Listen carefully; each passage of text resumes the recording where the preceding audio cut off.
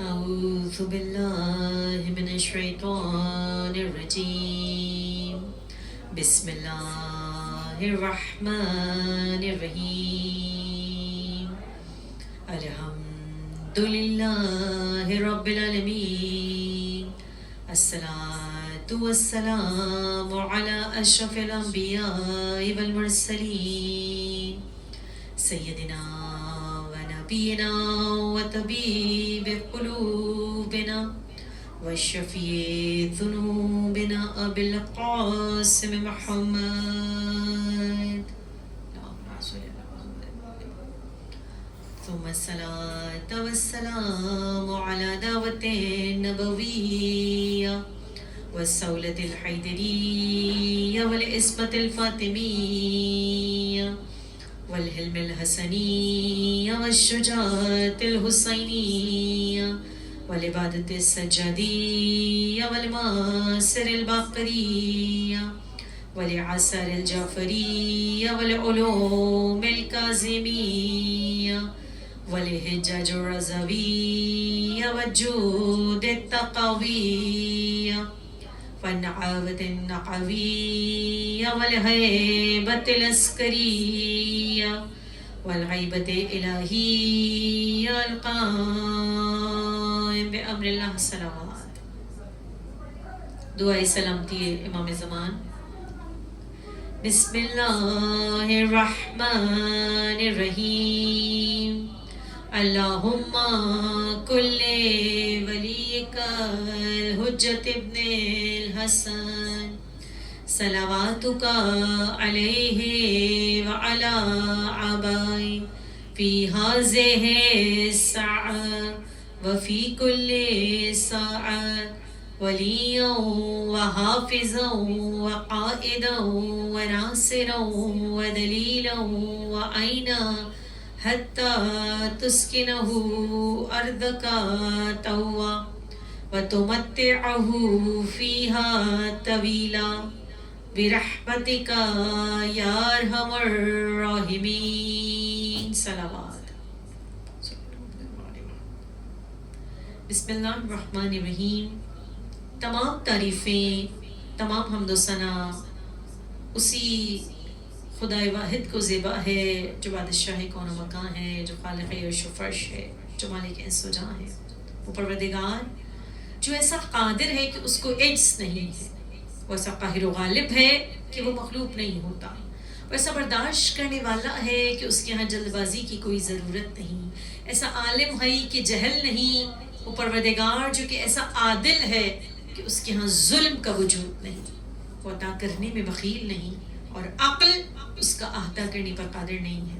نہیں ہم لوگ اس تک رسائی حاصل کر سکتے ہیں. یہ کون و مکان، یہ زمین و آسمان اسے گھیر نہیں سکتے، یہ نگاہیں اسے پا نہیں سکتی، کیونکہ وہ سمیع و بصیر ہے. بعد حمد و ثنا پروردگار عالم، ہم سب کا ہزارہ درود و سلام ہو ان ہستیوں پر جو مظہر کبریا ہیں. ہم سب کا ہزارہ درود و سلام ہو وہ ہستی کہ جو سفینہ نجات ہے، جو بادشاہ کون و مکان ہے، جو کائنات عالم کا بادشاہ ہے. وہ حسین ابن علی جو عرش والوں کا بھی بادشاہ ہے اور فرش والوں کا بھی بادشاہ ہے. جتنا بھی اس خدائے واحد کا شکر ادا کریں کم ہے کہ اس پروردگار عالم نے دامن آل محمد سے وابستہ کیا. یہ وہ نعمت عظمیٰ ہے کہ ہم اس ذات پروردگار کا شکر ادا نہیں کر سکتے. اور حسین ابن علی خصوصیت سے حسین ابن علی کی محبت کا ہمارے دلوں میں راسخ ہونا، یہ وہ رحمت واسعہ ہے، یہ بارگاہ حسین ابن علی، کیونکہ حسین جلوے رحمان و رحیمیت الہی ہے. وہ حسین کہ جس کی میں اور آپ اس فرش مجلس میں یہاں پر موجود ہیں. سید الشہداء مظلوم کربلا ابا عبداللہ حسین ابن علی کی مناجات کا جملہ وقت آخر خدا کی بارگاہ میں اتنے مصائب و آلام کے ہوتے ہوئے، اتنی مشکلات کے ہوتے ہوئے، وہ ہستی جو خدا کی بارگاہ میں اس طرح سے مناجات کر رہی ہے. پروردگار عالم مولا حسین کے جملے ہیں کہ میرا خدا وہ ہے، میرا پروردگار وہ ہے جو کائنات کی ہر شے پر قادر ہے اور جو چاہتا ہے وہ کرتا ہے. اور یقیناً مولا کا یہ جملہ کہ خدا، ہم کہتے ہیں نا علی کل شیء قدیر ہے، کن فیکون کا مالک ہے، کائنات کی ہر شے پر، اس کائنات کی ہر شے جو ہے اسی کے حکم کے تابع ہے. وہ پروردگار جو چاہتا ہے وہ کرتا ہے. روایت میں ملتا ہے، علامہ مجلسی اپنی کتاب حیات القلوب کی دوسری جلد میں ایک واقعہ لکھ رہے ہیں. دیکھیے میری اور آپ کی نگاہ میں جو ناممکن ہو، لیکن خدا کے لیے کچھ ناممکن نہیں ہے. خدا ہر چیز پر قادر ہے. کون کہہ رہا ہے؟ اب عبداللہ حسین ابن علی کا جملہ ہے. تو علامہ مجلسی اپنی کتاب حیات القلوب میں ایک واقعہ تحریر کرتے ہیں. مختصر انداز سے بیان کروں کہ رسالت مآب جناب رسول خدا احمد مجتبی محمد مصطفیٰ جب عرش پروردگار عالم پر پہنچے تو رسالت مآب ارشاد فرماتے ہیں کہ جب میں پہلے آسمان پر پہنچا تو میں نے دیکھا قدرت الہی کے نمونے دیکھے، بہت سے عجائبات دیکھے. تو میں نے دیکھا ایک ملک ایسا ہے جو آدھا برف کا ہے اور آدھا آگ کا ہے. اللہ اکبر. مطلب انسان کی عقل میں نہیں آتی. کہا کہ وہ جو ملک ہے آدھا آگ کا ہے اور آدھا برف کا ہے. اس طرح سے دیکھا اور اس کی مسلسل اس کی زبان پر یہ کلمہ جاری ہے کہ پروردگار تو دنیا میں رہنے والے مومنین کے قلوب کو آپس میں اس طرح سے ان میں محبت پیدا کر دے کہ جس طرح سے یہ آگ اور پانی ایک ساتھ ہے. تو کیا کہنا وہ پروردگار جو کائنات کی ہر شے پر قادر ہے، جو ارادہ کرتا ہے. مولا حسین کا جملہ ہے نا، خدا جو ارادہ کرتا ہے اسے پورا کرتا ہے. اور یہاں مولا کائنات علی ابن ابی طالب کا وہ جملہ بیان کروں. دیکھیے میں اور آپ کچھ سوچتے ہیں، کچھ کرنا چاہتے ہیں تو کبھی ہوتا ہے کبھی نہیں ہوتا ہے. اور علی جیسے امام المتقین، علی جیسے مظہر العجائب مولا جو مولود کعبہ ہیں، جو مظہر العجائب ہیں، جو حاجت رواں ہیں، وہ کہہ رہے ہیں کہ میں نے اپنے ارادوں کے ٹوٹنے سے خدا کو پہچانا. یعنی کہ خدا موجود ہے جو ہر شے پر قادر ہے. تو احسان محمد و آل محمد کا کہ جنہوں نے زندگی کو گزارنے کا طریقہ اور سلیقہ سکھایا. اور یہ فرش عزا میں اکثر مجالس میں کہتی ہوں ہمارے لیے اور ہمارے بچوں کے لیے بہترین علمی درسگاہ ہے. دنیا کی بڑی سے بڑی یونیورسٹی سے اس لیے کہتے ہیں بچوں کو ضرور لے کر جائیں اس فرش عزا پر. ایک جملہ بھی اپنے دامن میں سمیٹ کر آ گئے تو یقیناً ہمارے دین اور دنیا دونوں سنور جائیں گے. یہ فرش عزا عظیم ترین نعمت ہے کہ دنیا کی بڑی سے بڑی یونیورسٹی سے ہمیں وہ درس نہیں مل سکتا جو عبداللہ حسین ابن علی کے صدقے میں اس فرش عزا سے ہم لے کے جاتے ہیں. خدا اس فرش عزا پر آنے والوں کو شاد و آباد رکھے، اس فرش عزا کو کہ بچھانے والوں کو خدا آباد رکھے، کوئی غم نہ دے سوائے غم حسین کے، غم معصوم کے. تو میں کوئی نہ کوئی ایک رکن مجلس کا ضرور بیان کرتی ہوں، بس چند جملوں میں بیان کروں اور مصائب سے متصل ہوں. کہ روایت میں ملتا ہے مرثیے پہ تذکرہ ہو چکا ہے، حدیث پہ تذکرہ ہو چکا ہے، درود کا ذکر ہو چکا ہے، حدیث قصہ کا ذکر ہو چکا ہے، فرش عزا کا ذکر ہو چکا ہے. تو دیکھیے روایات میں ملتا ہے کہ ماتم جو ہم ماتم کرتے ہیں، مجلس عزا کا اہم ترین رکن ہے ماتم. کہ ماتم کے بغیر ہماری مجلس مکمل نہیں ہوتی ہے. تو ہم ماتم کیوں کرتے ہیں؟ غم میں ہیں، مصائب میں ہیں، انسان اپنا سر و سینہ پیچتا ہے.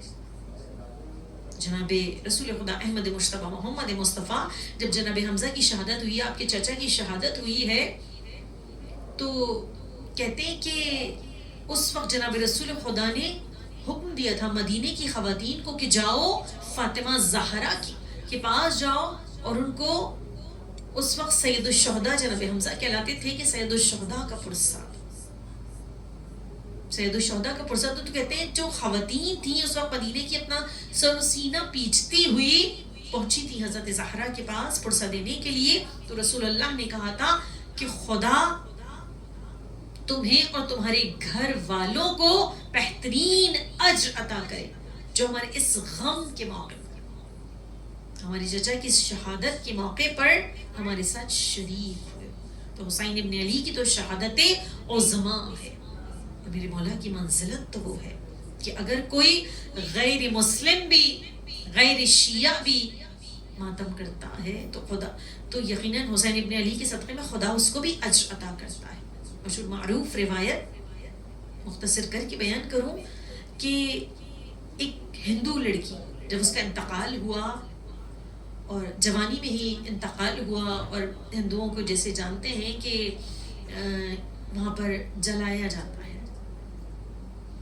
تو کہتے ہیں کہ جب لکڑیوں کے درمیان رکھا گیا اور آگ لگائی گئی، یعنی کہ اس کی جو ڈیڈ باڈی تھی جلایا گیا، تو اس کا پورا جسم تو جل کے راکھ ہو گیا، لیکن اس کا ایک ہاتھ نہیں جلا اور اس کا سینہ نہیں جلا. تو مطلب پریشانی لاحق ہوئی کہ ماجرا کیا ہے. تو جو اس کی بہن تھی اس نے بتایا کہ ہمارے گھر کے بالکل برابر والے گھر میں مسلمان فیملی، نہ صرف مسلمان بلکہ شیعہ رہتے ہیں، اور ان کے گھر میں مجالس برپا ہوتی تھی. میں اور میری بہن جایا کرتے تھے، اور جب ماتم ہوتا تھا تو ہم ماتم کرتے تھے. تو اس وقت مسلمان کچھ علماء کو بلایا گیا، انہوں نے کہا بے شک یہ حسین ابن علی کا صدقہ ہے کہ اس نے اس ہندو ہوتے ہوئے، غیر مسلم ہوتے ہوئے، اس نے حسین کے غم میں ماتم کیا ہے، اپنا سینہ پیٹا ہے، تو دنیا کی آگ اسے نہیں جلا سکتی. تو ہمارا سلام اس حسین ابن علی پر کہ جو بادشاہوں کا بادشاہ ہے. شاہ است حسین، بادشاہ است حسین، دین است حسین، دی پناہ است حسین، سرداد نہ دست در دست یزید، حقا کے بنا لا الہ است حسین. حسین شاہ بھی ہے اور بادشاہ بھی ہے. بیبیوں آج محرم کی 7 تاریخ ہو گئی ہے، مسلسل 7واں دن ہے چاہنے والوں کو اس فرش عزا پر آتے ہوئے، اور ایک اجڑی ہوئی ماں فاطمہ زہرا کو پرسہ دیتے ہوئے. آج کی جو تاریخ ہے نا، 2 باتیں، 7 محرم، جیسے ہی 7 محرم کا لفظ سنتے ہیں تو باتیں فوراً دل و دماغ میں آ جاتی ہیں اور دل تڑپ جاتا ہے. کون سی باتیں؟ 7 محرم خیام حسینی میں العطش العطش کی صدائیں بلند، حسین کے ننھے ننھے بچوں پر پانی بند ہو چکا ہے، بس اب جو پانی ہے وہی موجود ہے، بلکہ بند کیا ہو چکا ہے، ختم ہو چکا ہے. اور دوسری چیز کہ عموماً آج کے دن پوری دنیا میں ہر جگہ حسن مجتبیٰ کے لال قاسم ابن حسن کا پرسہ دیا جاتا ہے. یہ ام فروا کا وہ لال ہے، یہ حسن مجتبیٰ کا وہ لخت جگر ہے کہ پورے سال میں ایک مرتبہ اس شہزادے کا تذکرہ ہوتا ہے. تو بیبیوں آج اس فرش عزا پر ام فروا آئی ہوئی ہیں پرسہ لینے کے لیے. آج اس فرش عزا پر زینب کبریٰ آئی ہیں پرسہ لینے کے لیے. بیبیوں آج اس فرش عزا پر عجب نہیں کہ مولا حسین خود آئے ہیں پرسہ لینے کے لیے، کہ بڑے لاڈلے بھتیجے کا پرسہ ہے، یتیم بھتیجے کا پرسہ، کہ حسین کو بڑی محبت ہے قاسم ابن حسن سے. بس بیبیوں روایات یہ کہتی ہیں حسن مجتبیٰ 13 برس، حسن مجتبیٰ کے لال قاسم 13 برس کے. دیکھیے جب کوئی ماں باپ اپنے بچے کو پالتے ہیں پوستے ہیں تو بہت ساری محنتیں ہیں، صعوبتیں ہیں، مشکلات ماں باپ اٹھاتے ہیں، اولاد کی تربیت اور پرورش کرتے ہیں. یہ خاندان بنو ہاشم کا چشم و چراغ، یہ علی ابن ابی طالب کا پوتا، لیکن حسین ابن علی جیسے چچا ہوتے ہوئے بھی ماں نے جب پالا.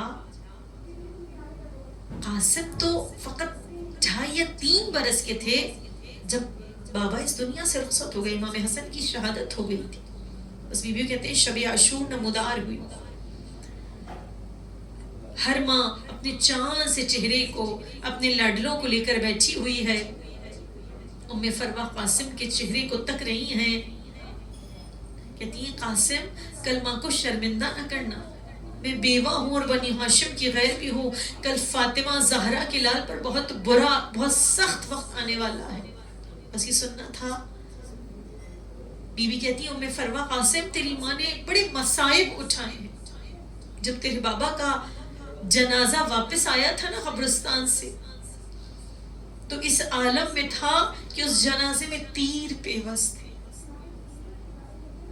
قاسم نے کہا ہوگا اماں بابا کا تو جنازہ آ گیا تھا نا، اماں میرا جنازہ نہیں آئے گا بلکہ میری لاش کے ٹکڑوں کو چچا ایک گٹھڑی میں سمیٹ کر لے آئیں گے. بس بیبیوں روایات یہ کہتی ہیں شب عاشور گزری. عاشور کا دن نمودار ہوا، وہ قیامت کا دن کہ جو اذان علی اکبر سے شروع ہوا. حسین نے اپنے کڑیل جوان علی اکبر کو بلایا. علی اکبر آزان دو. اللہ اکبر کی صدا بلند ہوئی. خیمے میں زینب کے ہاتھ بلند ہوئے، خیمے میں لیلہ کے ہاتھ بلند ہوئے، خیمے میں تمام شہزادیوں کے ہاتھ بلند ہوئے. زینب کبریٰ کہتی ہے پروردگار تیری کبریائی سلامت رہے، میرے بھائی کی یہ 18 برس کی کمائی سلامت رہے. بس بیبیوں قربانیوں کا آغاز ہوا اور وہ وقت بھی آیا کہ قاسم بار بار چچا کے پاس جاتے ہیں لیکن اجازت نہیں مل رہی. قاسم کون ہے؟ شہزادے کی جب چچا پوچھتے ہیں کہ قاسم موت کو کیسا پاتے ہو، تمہارے نزدیک شہادت کیسی ہے، تو یہ شہزادہ کہتا ہے کہ شہد سے زیادہ شیریں ہے شہادت قاسم کے نزدیک.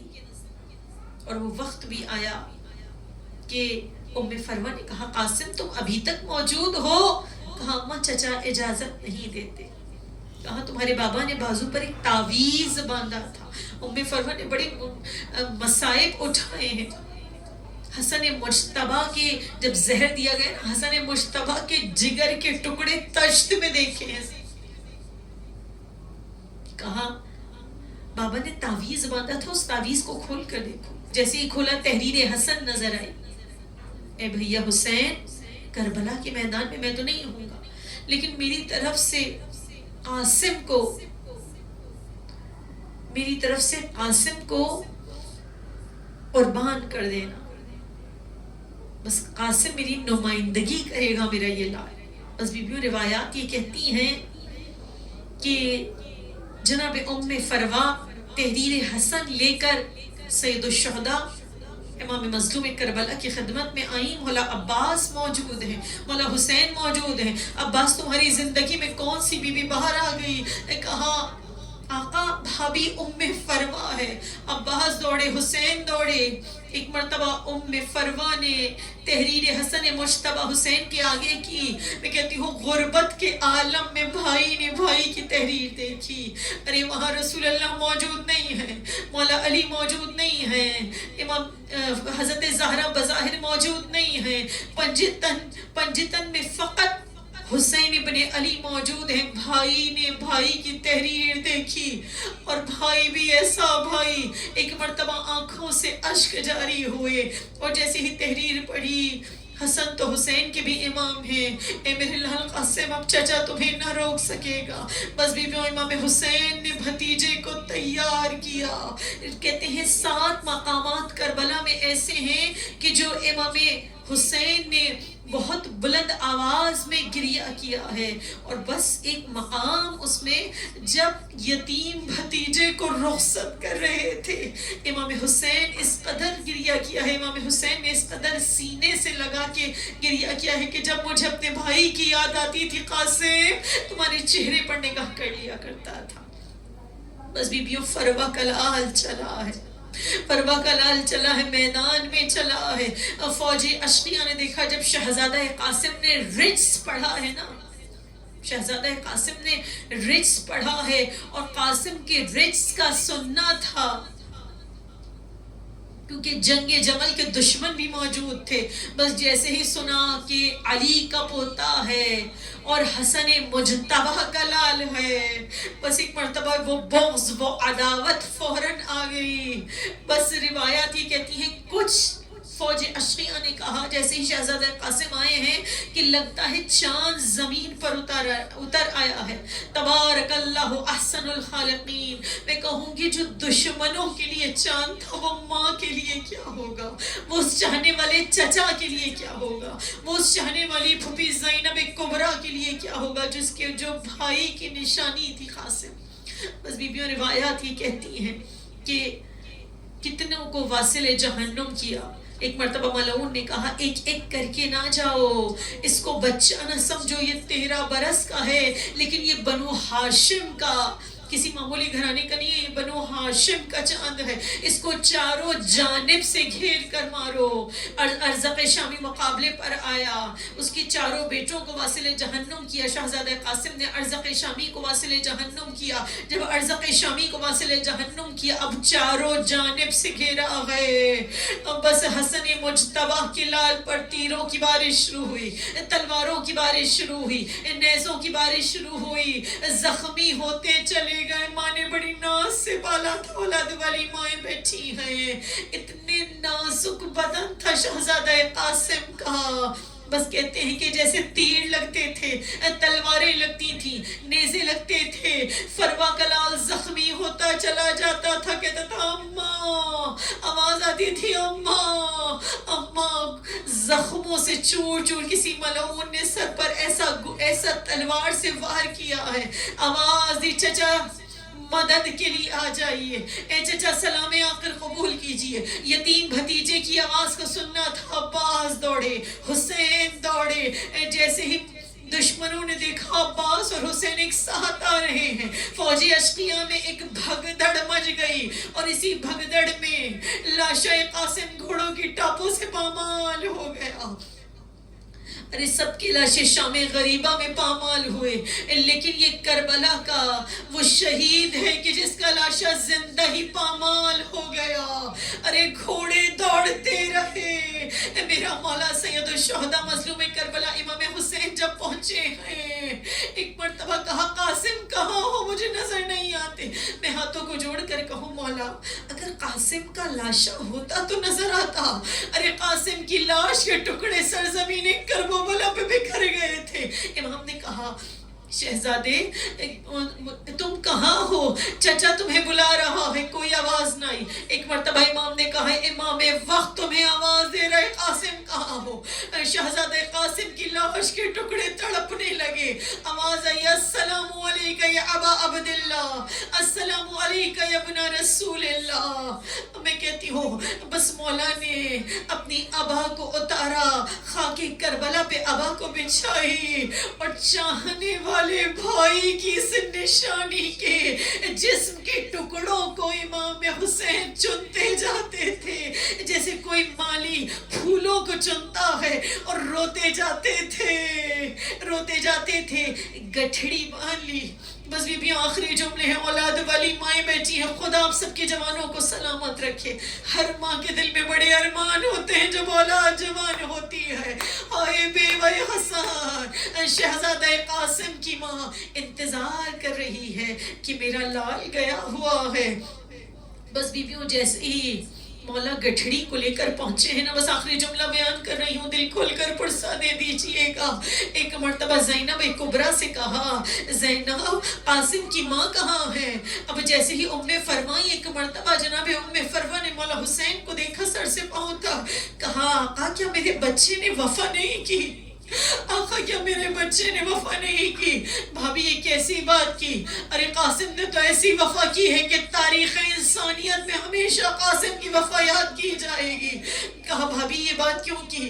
اے آقا، اے مولا، سب کے لاشیں لائے، میرے لال کا لاشا نہ لائے۔